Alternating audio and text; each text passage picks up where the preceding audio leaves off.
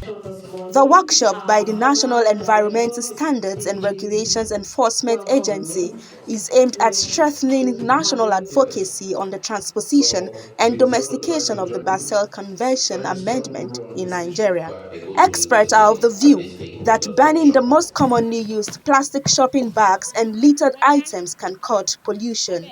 Well, the major challenge has to do with non-compliance. We have the regulations, how people are supposed to deal with this waste.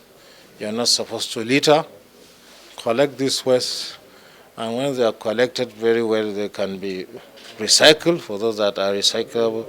Those that cannot be recycled, they can be used as a source of fuel. There should be some way of treating them, but presently we have a program, the extended producer responsibility, which is saddling the responsibility of taking care of this waste by the manufacturers.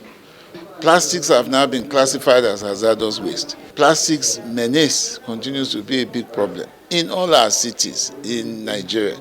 The new amendment to the Basel Convention, which the United Nations has put out, is what we are here today to discuss.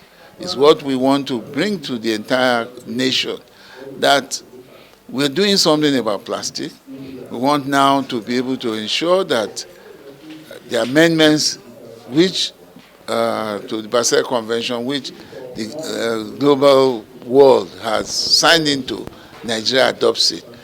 For environmentalists, while the collective efforts of all parties is key, a regulation seeking to create a national program of stewardship is needed to address the growing difficulties with managing plastic wastes. The process has been slow in Nigeria to be able to make regulations. We already have a serious problem of plastic waste production. Because why? We are even an oil and gas producing country, petrochemical in that sense. And because of that, we do not even know how to manage our land-based plastics. Now, we are even, by not being able to manage land-based plastics, we are worsening the problem by accepting plastic waste from developed countries. So the Basel has come into place to help us to domesticate this. And what we're just doing is to help push our policymakers to see it how we see it. They were all in Geneva when it was negotiated. And 2 years now, not much has been done in terms of regulation of plastic waste, and its trade has continued. Everything keeps coming in. So we're just drawing the attention of our government to say it's time for action to regulate plastics in our environment and to even stop the plastic trade entry. When I see people sit down at the National Economic Forum or whatever, National Economic Council, and environment is sitting there, the first issue they should be talking about as an environmental challenge is how do we factor or how do we de facto plastic pollution in Nigeria? Because how are you going to progress? It's a huge, huge economic issue with the way plastic is infiltrating our environment. So that's one. Public health. Talk of all waterways are polluted. Go to the beaches in Lagos and see what...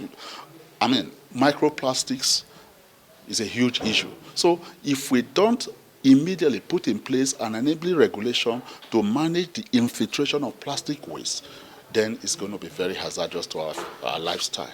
Yeah, because plastic is a major cause, of an endocrine disrupting substance, EDCs, which affects human life.